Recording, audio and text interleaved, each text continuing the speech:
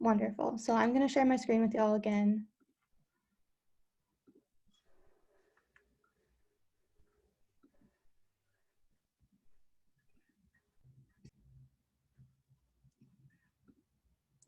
And let's get to our final slides.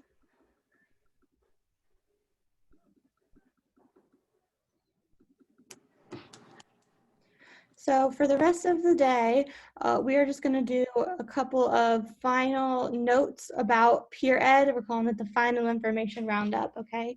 And so let's start with our membership info. So some of y'all had a few more questions about what it means to be a member of Peer Ed. So every week we meet on Tuesdays from 6:30 to 7:15 via Zoom. I will send you a link to that Zoom meeting along with a link to our Peer Ed presentation sign-up document. That way you can see what kind of presentations are coming up in the future that you can sign up for. It will list the day, the time, how long they want the presentation to be, who it's going to be for, all the information you need to determine if you're able to give that presentation. You must attend 80% of our meetings each semester. We understand that things happen, and so if you're unable to attend those meetings or over those meetings, that's something that you should talk to me about as soon as you know that that's going to be the case. Like we mentioned before, if you're unable to attend, we can work out some other ways to ensure that you're getting all the information that you need and that you're fulfilling your volunteer hours that you might be doing. You must give 2 presentations per semester. This is a pre-COVID number that we are going to stick with in the interim. If it turns out that peer education is less requested over the next semester, we will of course adjust that and make those terminologies. However, we do have a plan to really market ourselves to the virtual environment as we're developing and converting our presentations to that virtual world and be more virtual friendly. And so do not expect that we will have none. You should definitely prepare to give a couple of presentations this semester. We're excited to have y'all get that first presentation under your belts. You also are required to have 1 meeting with an advisor. That's me. So we will have one-on-one meeting each semester where we just sort of chat, see how you're doing with Peer Ed, how you're doing otherwise. It's really just a check-in to make sure that you feel prepared to be a peer educator and also feel good about your position on campus and how your classes are going, anything else that maybe you are interested in getting involved in on campus. If there's some sort of professional development that you're interested in, I can help you with that. Anything that you want to chat about during that one-on-one, I'm all ears, I'm game, and I really look forward to those times to hang out with each of you. There is a peer educator advisement document as well as a social media substance use and confidentiality agreement that I will send out to you all shortly so that you can either sign and deliver to the Wellness Connection or you can e-sign them. And those are just sort of some standard documents that we have every peer ed sign before they start, saying that they agree to the membership requirements and that everything that you post on social media is depicting responsible and wellness behavior, and that you agree that anything mentioned to you or said to you in confidence during a peer ed presentation or during a peer ed meeting remains confidential. And those are pretty straightforward documents. If you have questions about those, I'm happy to answer them and help you out if you're feeling weary. Just a note about credible sourcing. And so, like we mentioned, the sources for all of the scripts and presentations are listed in the materials that you have. And so if a student has questions about those that you don't have the answer to, those would be a great place to start, as that's where we got that information from in the first place. If you do end up needing to find more information about a topic after a student asks you a question you don't have the answer, first come to Faith or I. We will help you find that information and get in touch with that student to make sure that all of their questions are answered and they feel like they have all the information they need to be healthy and well. However, we just want to have a little bit of a note about where those credible sources can be found. So a lot of our information comes from Centers for Disease Control, the CDC, the NIH, and anything that's sort of peer-reviewed, nationally recognized organizations. If it is focused on collegiate health, that is probably a safe bet. If it is focused on that specific topic, it's probably a safe bet, but always making sure that your sources are science-based and that they are widely used and recognized. That is the key. And if you're unsure about a source, that's okay. Come to Faith or I, we can help you determine if that is something that we would recommend. I think the library is also a really good source for any of your questions about sourcing or what is credible and what is not. So here we have the NASPA Health, Safety, and Wellbeings Initiative. You may hear us refer to it as BACUS. NASPA is the national organization that works with student affairs or higher education in colleges and universities and the work that they do for students on campus. So campus activities, if you're in a leadership organization on campus, sort of anything that sort of is an extracurricular, it probably has a place with NASPA. We are part of the Health, Safety, and Wellbeings Initiative as we work with Peer Education. They hold a national conference every year. This year it happens to be virtual from November 4th through the 7th. It is a great opportunity. It is free to you all this year. And so we are super excited for that and for y'all to have the opportunity to have access to these really excellent programs and presentations. One of our peer eds will be presenting this year. Does have a recorded session that was accepted. There's a submission process that we go through, and then it gets either approved or not approved. And this year it was approved, so we're really excited about that. And now that you are all peer eds, you will have the opportunity to present as well. So if there's a topic that you're incredibly passionate about educating your peers on, this is something that you have a really cool opportunity to be a part of, particularly if you're interested in furthering your education in like a master's or a doctoral level. This is a great thing to have on your resume or on your CV so that you can show them, hey, I'm familiar with presenting and researching in a conference environment. And it's also just great because it's a great public speaking opportunity, and it's a great way to just really exercise that passion that you have for wellness. Faith, do you have anything you want to add? I was just going to add that it's another great opportunity to see peer education groups from across the country and see what they are presenting on and how they present. So it's a great opportunity to get ideas and spark new presentations and those types of things. We've certainly taken ideas from other groups throughout the years and kind of made them our own. So we really encourage our peer eds to listen to others and to also make those connections. Several of our peer educators in the past have connected with others across the country, and it's a great networking opportunity as well. Yeah, absolutely. I think it's a great opportunity for all of us to collaborate and learn from our peers, for the peer educators to be educated by our peers. So it's a pretty cool opportunity. Let's see what is left.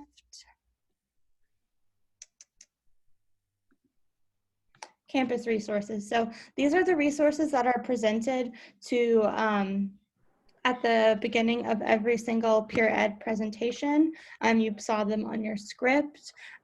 You probably heard them talked about when the other peer eds were here giving presentations. So the Wellness Connection resources are on your left-hand side. So in the Wellness Connection, we have a resource library for all of our peer ed presentations. So anything that we give a presentation on, we have a library of resources to help you learn more about those, answer those questions, and give those presentations. Stall Talk is a newsletter that goes out into the restrooms in the rec center and beyond about sort of the happenings in the Wellness Connection and the rec center, and it's a great way to sort of know what's happening with wellness and health and recreation on campus so that you can really get involved with some other events the Wellness Connection is putting on, even though I will be sure to keep you updated on those, don't worry. But some other fun things that our friends over in Recreation are putting on as well. They do a lot of fun programming and a lot of fun virtual events these days as well that are really easy to get involved in. So that's something to keep in mind. The Wellness Connection offers free confidential rapid HIV testing on the first and third Wednesday of every month. You can do walk-in or by appointment. Danielle, you all saw her in our condom instructions video. She will be the HIV tester. She does it down in the offices of the Wellness Connection and in the rec center. It is very private. We are very considerate and maintain confidentiality across the board. From what I've heard, it's a great experience. I think that if you or somebody you know is interested in that, feel free to walk in or make that call, and feel free to share it out with your friends. It's a great resource that we're very lucky to have on our campus, and it's available to the wider community. So I really think that that is something special that we have to offer. Our Condom Sense program. So this is something that's pretty interesting that I don't know if a lot of people are too familiar with. At the Wellness Connection, you can purchase 50 condoms for $10 a piece, not a piece, total. They are bagged, not individually wrapped, so the intent is for them to be used by a single individual. It's a pretty low cost way to obtain condoms, and all of the money for those condoms goes back to our programs at the Wellness Connection and the Student Wellness Network. So it's a really great way to make sure you're safe and protected, but also make sure that our programs can keep happening. It's super exciting. What we have on the right, so we have our counseling center and alcohol and other drug prevention specialists. There is a counseling center specialist that you can go to if you're struggling with any of those things, or if you're just struggling in general and feel like you need to reach out and get some additional unbiased help. I think that that is a great resource that we should not ignore. This is probably going to be the only times in your life that you have access to that free counseling paid through with your student fee. And so take advantage of that while you're here. Like we mentioned before, seeking out counseling does not mean something is wrong, or it does not mean that you are deficient or defective. It just means that you want somebody to talk to, and it should be a resource that people all across the mental health spectrum utilize. Same goes for the Psychological Services Center. It's a great resource as well. The Falcon Health Center, most of you probably are familiar with this if you're not feeling well, or if you want to explore some of their other clinical options, you should definitely check them out. They are a resource to you, and they are a confidential reporter.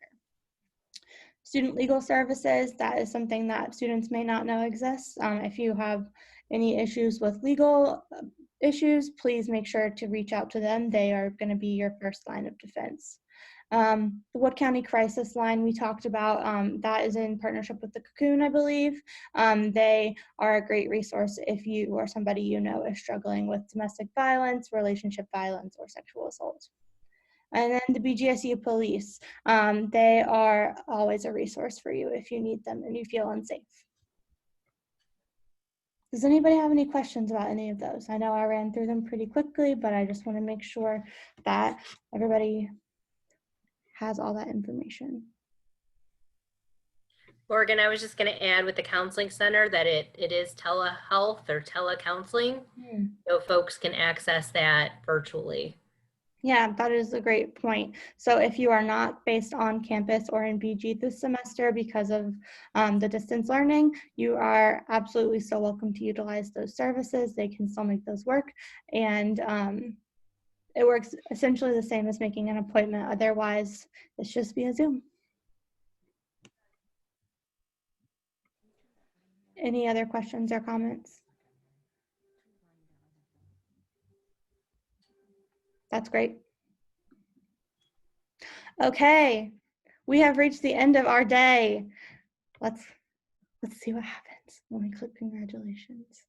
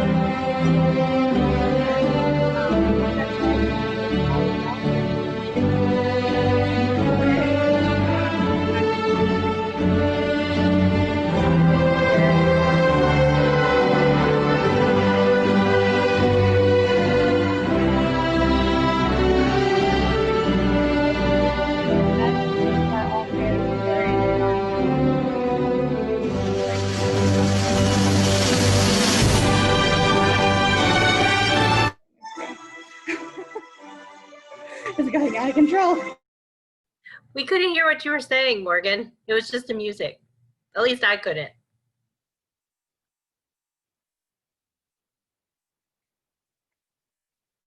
I don't know if anyone else had that issue. Everybody else is overwhelming. Yeah, I couldn't hear it. It really, as long as you felt energized and like proud. It's pretty loud. We were so excited about, you know, the music and the graduation piece, and like, I was like, what is Morgan saying? You've all commenced. So it's super exciting. We're so thankful to all of you for being here and taking the time on this weekend to learn more about peer education. I think it is, as we mentioned before, when we did our Tap Someone Who event and activity, it is all very caring, kind, and responsible of you all to make this choice to volunteer your time in this way. We are so grateful to have you all now as tools and as resources on our campus to give these presentations and really educate your peers. Does anybody have any final questions for the day? Do we get like a certificate with our name on it? Yes, yes. So I will send y'all a personalized version of the certificate that you saw with Faith and I's signature on it and everything. If you're on campus, you are welcome to come in and pick that up. If not, I'm happy to mail it to you, no problem. But yes, you are all certified, so you all get certificates. Awesome. Thank you. Yeah, of course. Does anybody have anything they want to add before we say our goodbyes for the day and our see you till Tuesdays? How's everyone feeling? Good? I'm feeling great. I'm excited to become a peer educator. Awesome. Yeah, we're excited to have you all as peer educators. Yes, and thank you so much for taking the majority of your weekend and spending it with us and learning all of these topics, because we really appreciate it. We appreciate your time. We appreciate your interest, and know that it was a lot. So thank you all, and we look forward to working with you soon, and we'll see you on Tuesday. Yeah, we'll see you on Tuesday. I'll be in touch really soon. But for now, enjoy the rest of your weekend and have a great start to your week. Thank you all. Goodbye. Thanks, everyone. Thank you. Bye. Thank you. Bye. Thank you. And Morgan, you're going to stay on with me, correct? Yeah, I think Faith is going to join me too. Yeah. That'll be awesome. Hi, guys. Thank you for Hi. joining with me today and discussing this and giving me a chance to cover this for the BG News. I do have a couple of questions.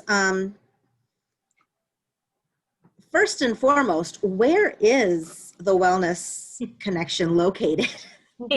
It's in the Student Recreation Center. So Which it's is Union, right? No, that's where the gym is. That's where the workout rooms are. Okay. Yes, we're right next to the basketball courts on the main floor there.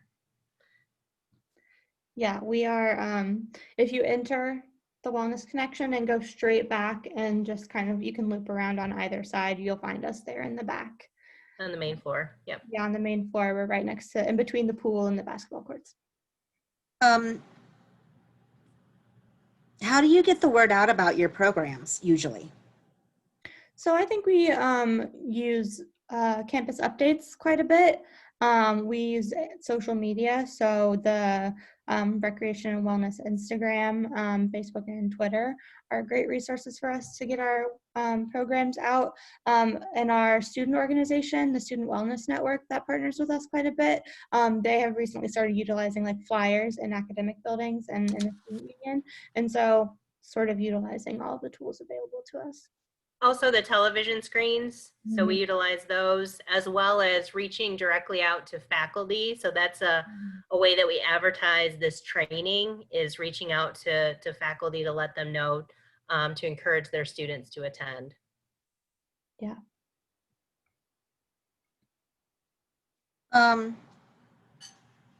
So who do you market to? So first off, who do you market to as peer educators? And then secondly, who do you market to be educated? So who do you want as peer educators? Well, we certainly want folks who are interested in health and wellness topics. So throughout the years, and we've been around a long time, our program, and it's folks from every major have been a peer educator. So they oftentimes, as you would imagine, it is a health or wellness related field that they're in, but it doesn't have to be. We've had aviation, we've had theater, we've had art, all sorts of different majors. So that's really,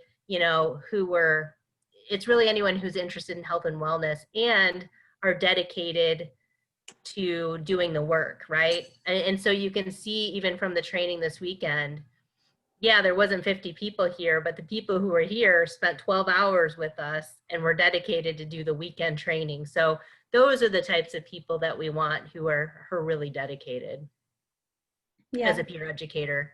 Yeah. And then as those who we're marketing to, I think it's any student, the whole student population really, because there's all of these topics that we discuss are relevant to them in one way or another. Yeah, typically the groups that we get requests from are going to be like student organizations. It's going to be Greek Life, or maybe just like any other student organization that has an interest in sharing this information with their members. We have an opportunity for faculty to request a presentation if they know ahead of time that they are going to be, if they're instead of canceling class, we can come in and give a presentation so that students are still getting some sort of contact and some sort of content that day. We also partner with the Dean of Students office and work with students who may have received sanctioning for various infractions. So you've had your training for this semester, and when I was talking with Emily, she said that you only do one training every semester, that you're not going to have another peer educator training this semester. Yeah. So how would somebody get involved and participate with the Wellness Connection this semester since they couldn't be a peer educator? Are there ways to be involved even though they can't be a peer educator this semester? Yeah, absolutely. So I think Emily shared a little bit of information with you about the Student Wellness Network. She's the president. That we are having our first open meeting this coming Tuesday from 7:30 to 8:30 via Zoom. And so that's a great way for students to get plugged into the Wellness Connection, as they are a partner organization with us. We do a lot of or like events with them and in partnership with them, and I'm their advisor, and so we're in direct contact with them, and they really support us as a unit with the Wellness Connection to get our messaging out there in ways that are different than maybe a departmental office does. And I would also say just taking part in the programs and events that we have going on during the semester. So we've got Love Your Body Week, we've got National Collegiate Alcohol Awareness Week, HIV/AIDS Week. We've got a variety of different programs that are happening that folks can get involved in. Yeah. Have you adapted your education programs at all to focus on COVID safety? Yes, Faith, I definitely think this is a question for you. Yeah, so we have worked to put together a presentation. Actually, there's a couple other of peer ed groups on campus with the student leadership assistants and the OMA ambassadors. So between our three groups, we've created a COVID-19 presentation that peers can give to other peers. So that has been put together so we can have peers educating other peers on the issue. Yeah, and I think just in terms of like adapting to the virtual environment in response to COVID-19, we are working really hard on ensuring that our programs have, and I think in a pre-COVID world, a lot of our programs were very activity-based, very hands-on, super interactive, and an effort to be really engaging with peers to peers. And so working to find ways to sort of keep the essence of that engagement and interaction alive in the virtual environment. So maybe that is doing more demonstrations, maybe that's just moving some of our materials online, maybe utilizing some different engagement tools like outside of the Zoom or WebEx environment or Teams environment, like using polls, using Padlets or like collaborative tools to really keep people engaged and keep people, you know, in a place to want to learn about this information when we have them in front of us. I heard you talking about the seminar that's coming up with peer education opportunities for your peer educators. What are the benefits for that? What is the process of getting approved of that? And I heard you say that somebody was already approved. Who has already been approved, if you can share that? And what topic were they approved for? Yeah, so I think the benefits of the NASPA Health, Safety, and Wellbeing Initiatives Conference for our peer educators is sort of multidimensional. So like we mentioned, it's really a great opportunity for us for peers to see what their like peer institutions are doing. And so we get to sort of observe what are some innovative ways or best practices that that peer education is happening on other campuses, particularly in the health and wellness arena, and so that we can sort of adapt those to our campus and to better serve BGSU. I think it's a great opportunity for students to have that real world networking experience. I think that that's something that they will encounter a lot as they enter the professional world and begin their careers. And so having that opportunity for students to interact with peers in that way, see what it's like in a professional environment is something that's incredibly valuable, even if their future careers does not include like an educational or a peer education piece. Even if it's not in a health and wellness arena, like Faith said, we have majors across the board. I think that's something that's really helpful. And also, if they are able to present, I think it's a great opportunity if they're interested in pursuing education past a bachelor's degree, or also just, like I said, in their professional careers, presenting as something that's just part of the job oftentimes. And so having that opportunity to research, refine, and then present in an effective way is a really great opportunity for students across the spectrum. And proposals were due earlier in September. So folks who wanted to submit something, it was due earlier this month. And so Kelsey Dietrich is our peer educator that's going to be presenting. And she is going to be presenting on mindfulness.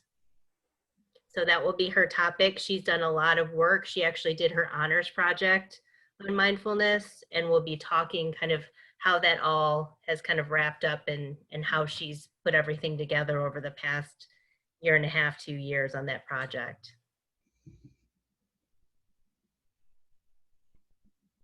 My final question is going to be on the stall talks. I saw them last semester when we were all on campus. I was fortunate to be able to read those. Now that we're not on campus, fewer people are obviously seeing them. But I was just curious, who creates the actual information that goes into those? And how often is that information changed and rotated out? So we are on a monthly schedule now for those publications. We work with our marketing interns for recreation and wellness, and they are the ones who put together that document.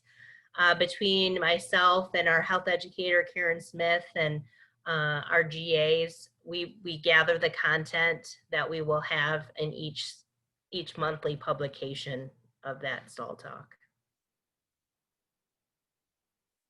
So our first one actually for the semester is coming out at the beginning of October as we kind of got started and got everyone in line. So October will be the first edition. It should be coming out in the next week or so. So I guess I do have one more question because I kind of didn't really think about it until just now. Can people just stop in the office and see you? Is that how they get involved in the condom thing, and they just stop in and get involved in any of your programs? Mm-hmm. Do you have office hours? Yep. Yes, so the Wellness Connection is open from 10 a.m. to 5 p.m. Monday through Friday. I'm in there sometimes, but we have a student attendant at the desk from 10 to 5 school day. And they are there to answer any questions that you might have about the Wellness Connection programs. And if they don't know the answer, to put you in contact with somebody who can help you. Thank you for answering my questions and for everything you do for the campus. Mhm. Oh, thank you for being here with us today and taking the time to chat with us. We appreciate Yes. it. Thanks, Marianne. Yeah. I will send you the recording. Awesome, thank you. Just make sure you upload it to the cloud and just send it to me, and then I will do all the editing that I have to do to make this work. And Okay. I believe the broadcast comes out on Tuesdays, so I would look for it then. Okay, great. All right, thank you guys so much. Thank you. Have a great one. Bye. Bye.